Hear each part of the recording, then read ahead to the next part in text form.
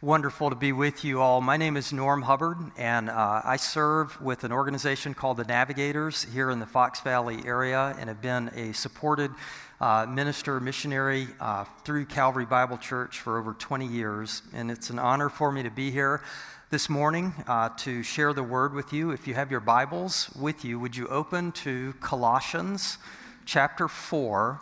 We're going to read verses 2 through 6 as we consider the topic of personal evangelism here on this Mission Sunday. Colossians chapter 4, verses 2 through 6. Paul is, as he finishes this letter to the church in Colossae, he's actually about to approach some closing comments, actually some personal comments. He has just been talking about the nature of relationships within a Christian home, or we might think within the Christian household or the household of faith. And then he changes his subject in verse 2 of chapter 4. Let's read it together. Colossians 4, verses 2 through 6.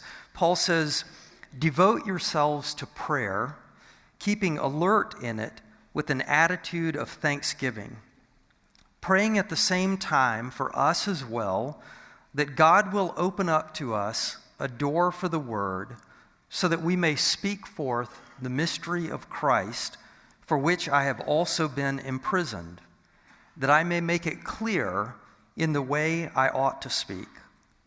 Conduct yourselves with wisdom toward outsiders, making the most of the opportunity. Let your speech always be with grace, as though seasoned with salt, so that you will know how you should respond to each person." Let's pray. Lord, we thank you for the opportunity that we have to gather here to worship this morning.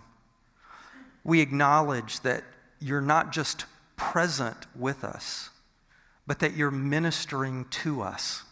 Even as we sing our songs and listen and worship you, you are actually moving in our hearts. And as we've opened your word to learn this morning, Lord, would you be speaking to us? Encourage us, challenge us, help us to be the kind of people that you want us to be, not only in our homes, but in our community as well. We ask this of you in Jesus' name, amen. So as I say, moms, it is Mother's Day after all. Thank you. We wouldn't be here without you. Really. Paul has spent the better part of the close of chapter 3 talking about how vital the relationships are within the household of faith. And literally within households. He gives instructions to moms and dads and children, wives and husbands. And I want you to know that I recognize, moms and dads actually, that the role of evangelism, or the role of helping to introduce people in this world to Christ, is primarily happening at home. The formation of people into the kind of people that God would have them be is primarily happening at home. And we recognize that and celebrate those of you moms who are here who know the Lord and are doing what you can do to raise your children well to know Him. We really appreciate you. Now, Paul, as he leaves this subject of the household of faith, he begins to talk with the church about how do we influence those in the outside world. And here's the first thing he says. In verse 2, "Devote yourselves to prayer, keeping alert in it with an attitude of thanksgiving." So I don't know, you may have a different translation in English here. The sense will be the same. Some of your translations may see being watchful in prayer and thankful.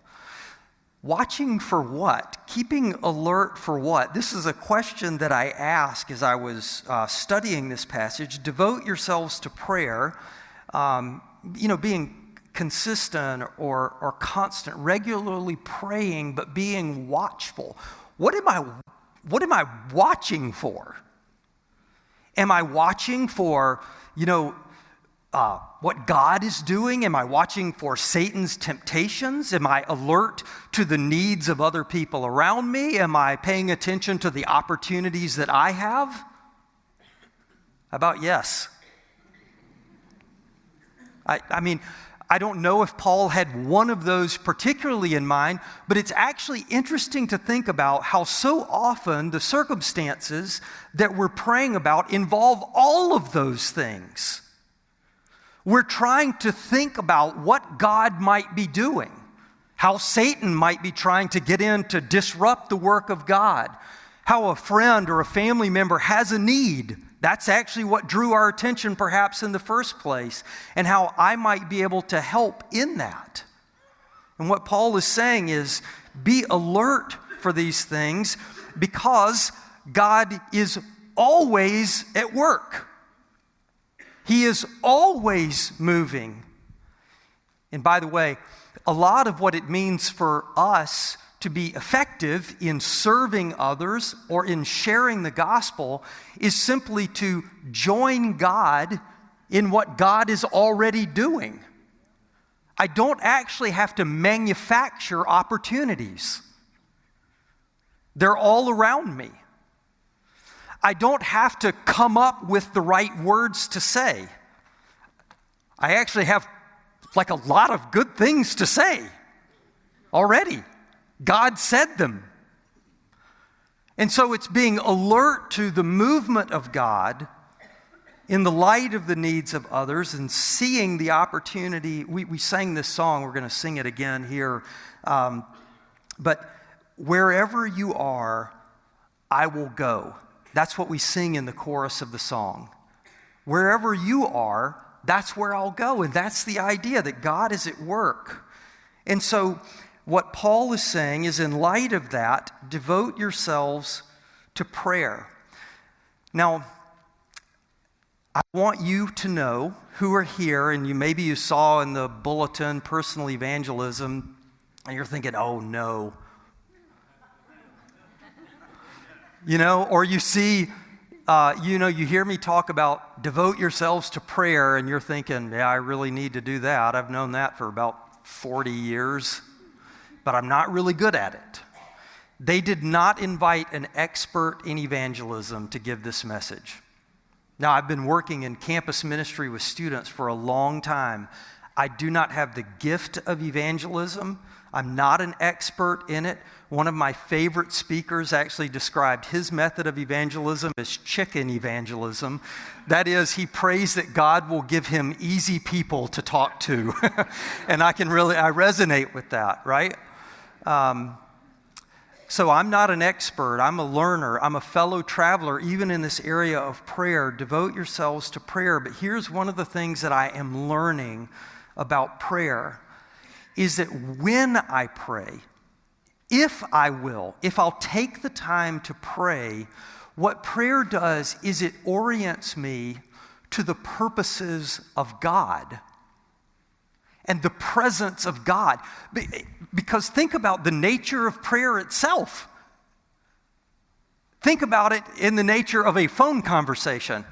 If I said to you, oh, I had a phone conversation yesterday, and I discovered that I might have missed out on a refund that I could have gotten on my taxes, and I learned that I might be able to file, an amended return and get more back on my taxes. I've left out a really significant part of that conversation. Who was I talking to? Well, my dad, my accountant, my bookie. Who was I talking to? So usually when we talk excitedly about a conversation, it's not just a what we talked about, but it's a who we were talking to. And prayer is the same way. I'm not just focused on a need and talking about a need. I am talking to a God about a need. And so what prayer does, if we will pray, is it helps raise our focus. Maybe, again, the need is what we saw, but our focus is raised to God. And what is it that He wants to do? And what is it that He is doing? It's His presence and His power And so Paul says, devote yourselves to prayer. So how? How do you do that? Again, they did not ask the expert prayer to talk to you this morning. So here's something that I'm trying, just so you know. I've gotten in this rhythm where I wake up and I'm already planning or worrying about whatever it is that's happening that day. And if you find yourself in that place, maybe even if you don't, maybe you wake up at peace. Most of us call that a coma, and what you need is coffee to begin worrying. Instead of waking up, or maybe I should say, when you wake up and the train of thought begins of all the things that you need to do and all of the pressures that are on you, stop the train. By God's grace, arrest the train of thought and just say, Lord, this thing that I'm thinking about, planning for, this relationship that I'm worried about, I want to just begin this day by acknowledging you have purposes, you are present, you are powerful, you are at work, and at best today, I could be a part of what you're already doing. Just stop one train and get on another. You know what I'm saying? You don't even have to drive. Just get on the train that God is on and let Him take you there in prayer. And so that's just an experiment for some of you. For others of you, maybe it'll trigger another thought. The Christian life has to be lived experimentally. You cannot know the answers to everything before you set out. So give it a shot if you need to. And if not, hopefully God will help you to think, what would it look like for me to devote myself to prayer, being alert or watchful and thankful?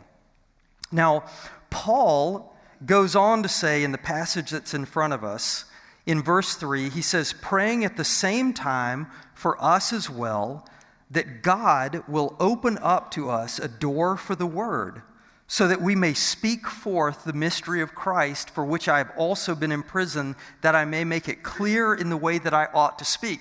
This is our example of what Paul is talking about. He's saying, as you pray, remember us as well, and pray that who will open a door? God will open a door for us.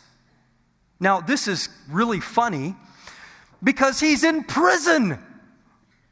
He really ought to, he's praying for an open door so I can get out of here. That's not what he's praying.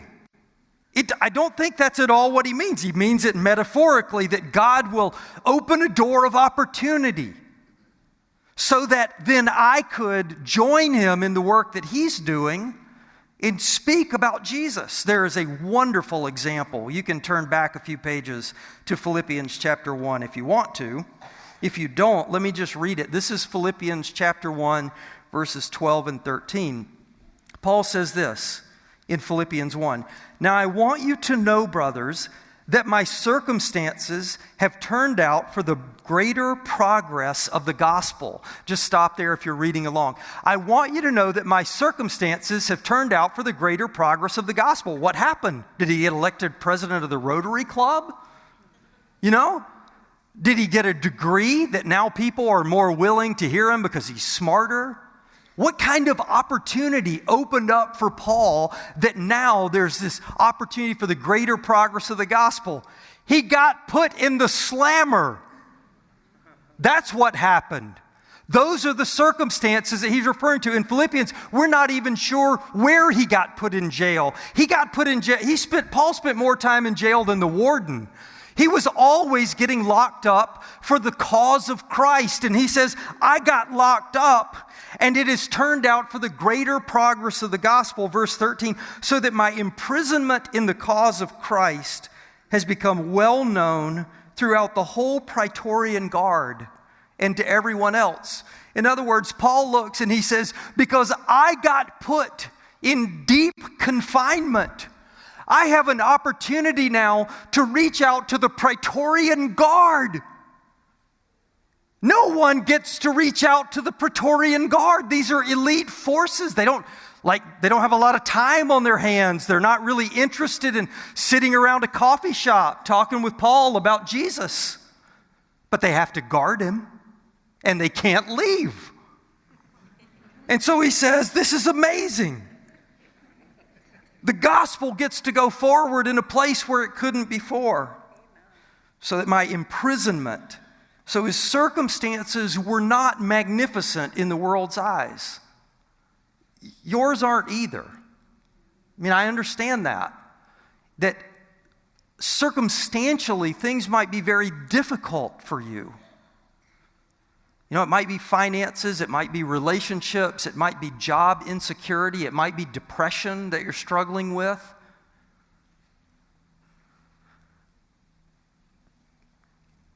Whatever the circumstances, the gospel can progress because God is always at work in you and in your world.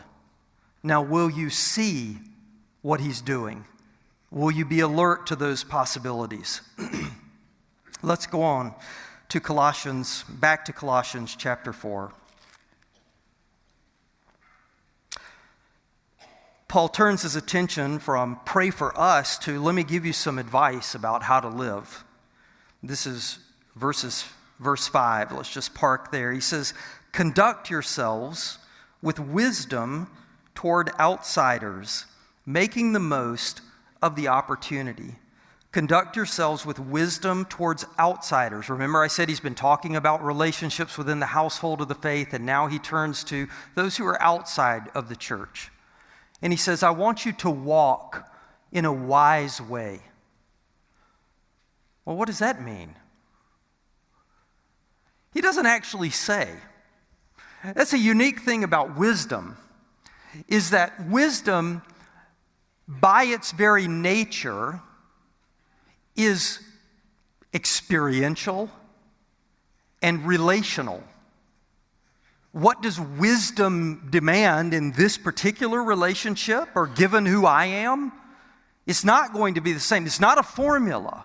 And I got to say, I'm just going to say this because I think that probably some of us need to realize, because we have a tendency when it comes to evangelism to just, all right, I'll do it. I'll tell someone, just tell me what to say. And we kind of wait for the next program or the next training thing so that we can avoid it. But then if we feel really guilty, we go, hoping that we're going to be given the formula that we need in order to say the right things so that the people around us will listen and perhaps respond. I am not opposed to evangelism training programs. I actually do some of them, But I will say this, that what Paul is talking about is not what to say, but how to live. Live with wisdom in the way that you approach people. And so for some, wisdom might demand that you back out of some of the activities that your non-believing friends are a part of. Because for you, there's too much temptation and too little Jesus. I was in that situation when I first came to Christ. I was partying pretty hard on the weekends with a bunch of friends, and I was not mature enough to continue on in those close, tight relationships without falling back into the same patterns of sin. Wisdom dictated that I back away. And hopefully that would be a testimony to them of a changed life and a different desire in my heart to please God and not just do what everyone else is doing. But for some of you, wisdom actually dictates that you get a little closer. Now, I'm not saying get a little, go sidle up to the bar with a bunch of people. Maybe for a few of you, I don't know. But it suggests to you, though, that you've got to try some things to see where God might be at work and how you might join him in it. Now, I want you to look at the explanatory clause that Paul gives there. This is, I should probably explain the explanatory clause. I am such an English major. In verse 5, he says, conduct yourselves with wisdom towards outsiders, making the most of the opportunity. Some of your translations might have making the most of the time, or if you read from the King Jimmy, it says redeeming the time. And that phrase is actually Paul's part of what he's doing is explaining what he means to walk in wisdom. How? Making the best use of the opportunity that you have or the time that you have. Now, if you translate that word time, that's fair to do, but as Americans, we read that as live efficiently. Make the best use of your time. Don't be lazy and sit around, get it done at work. That is actually not what Paul means. That's where I prefer the expression making the best use of the opportunity. Really, the idea there is not time like chronological time, don't waste it. It has more to do with the moment. Seize the moment that you have. And I'll help you perhaps understand what this feels like. If you have ever watched your children play sports, especially when they're young, you know what it's like to be sitting there going, no, don't drive and shoot. You know what I mean? Like I coach basketball this fall with my son, and you got these kids on the team, and it's like they catch the ball and they freeze, and they're wide open. Or you've got that one guy who has not made a basket all season long, and someone hits him with a pass, and he's right by the basket, and you want to go, you do go, I go, shoot! Shoot the ball! But they're not accustomed to shooting the ball, and so they hold on to it. Or this is what I find with basketball. It's like you're trying to teach these kids how to get open to receive a pass. And they have a teammate who gets open. He's open, hit him. Or never mind, don't hit him. This is kind of what Paul is saying when he says, walk in wisdom towards outsiders, making the most of the opportunity. It means that there are times where there's an opening, or there's a person who is just, they're ready. And God knows that. He's a really good coach. And so as you devote yourselves to prayer, He'll help you to see those times where, those moments where you can bring the gospel, share the gospel, share your life, ask the right question, conduct yourselves with wisdom toward outsiders, making the most of the opportunity.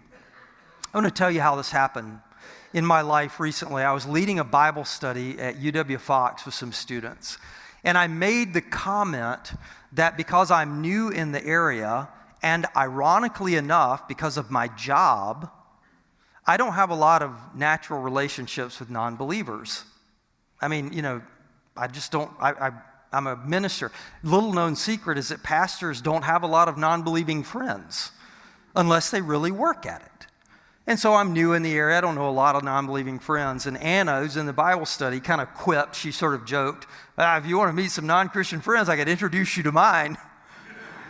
And after the study, I said, hey, can we talk about that? Because I got an idea.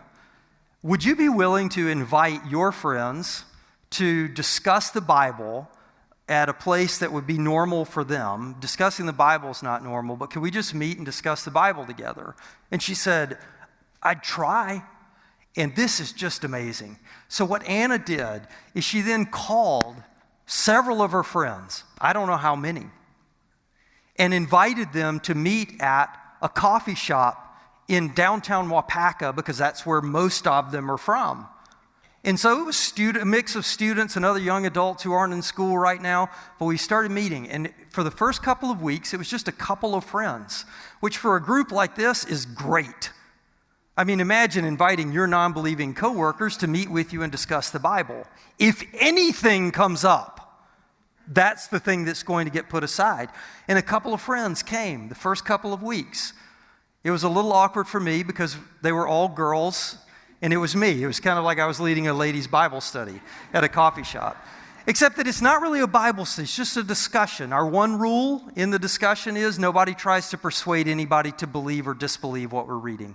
We're just trying to understand what the Bible says about Jesus. So a couple of people came the first couple of weeks, and then a few more people came. Some guys came. That was exciting.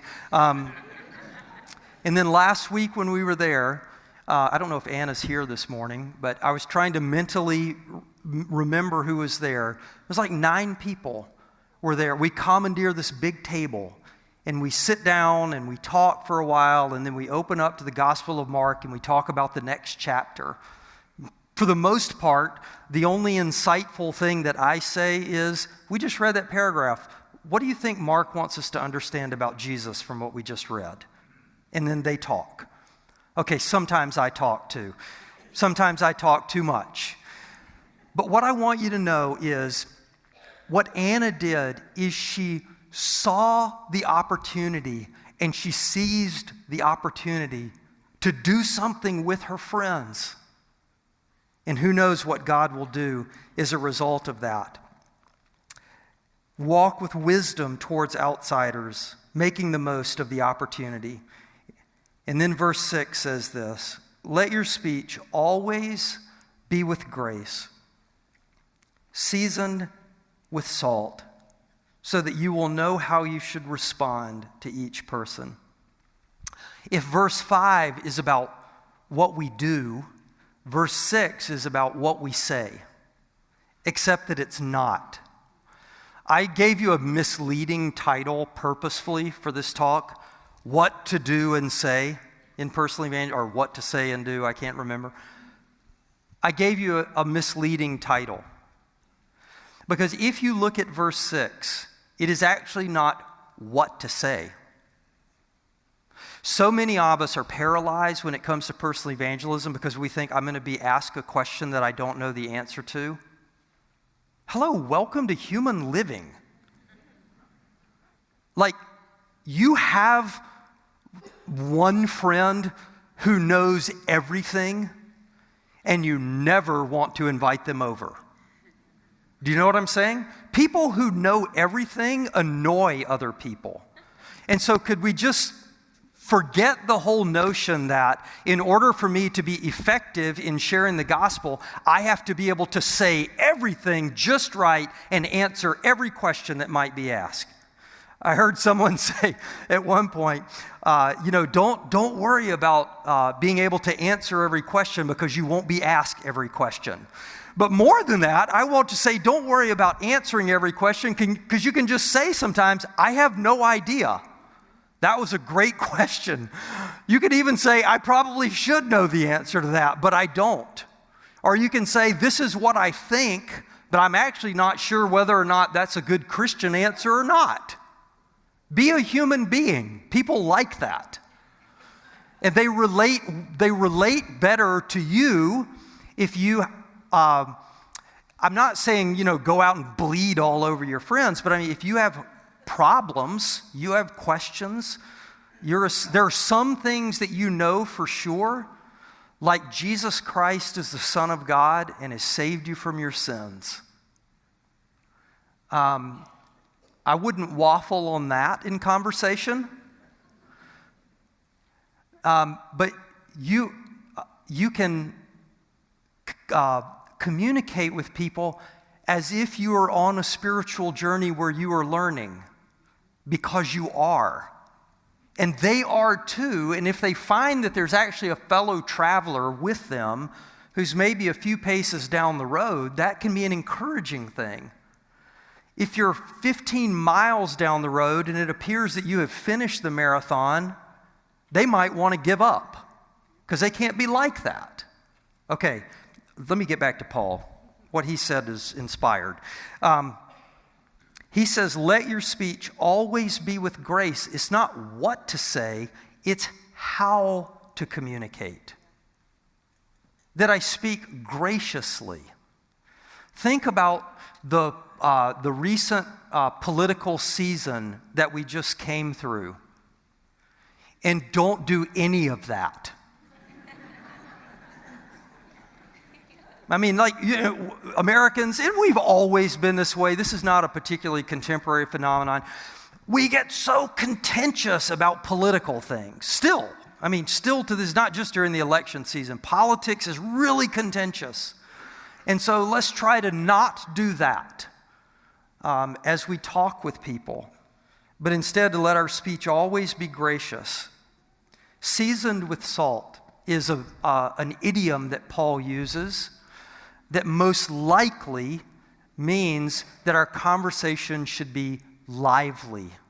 It's actually used in Paul's day in Greek of an actor or actress on stage whose performance is witty. So it's lively and vivacious, even witty. So again, it's not what to say, but how to speak. And so Paul is saying, let your speech be gracious, let it be lively. But I want you to listen to the genius of this, because this is accessible to every one of us, no matter where you stand in the whole personal evangelism thing. Ready, already involved, or very reluctant and not sure this is for me. Listen to the instruction that Paul gives. He actually says, he does not say, when you go out to share the gospel with someone, be gracious and lively in your speech. He doesn't say that. When is your conversation supposed to be gracious? Winsome, lively. When? Always. Today at lunch. Moms and dads and older kids, your conversation is to be gracious and vivacious, lively, winsome, filled with where you're thinking about the other person and you're actually interested in the thing that they're saying and you want to participate in that. Paul says, let your conversation always be that way, so that when the opportunity presents itself to you, you're ready, because you've got practice. You practiced not being boring.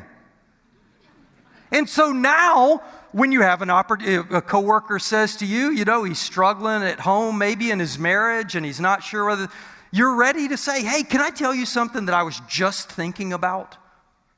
Or just praying about for myself and my wife or husband?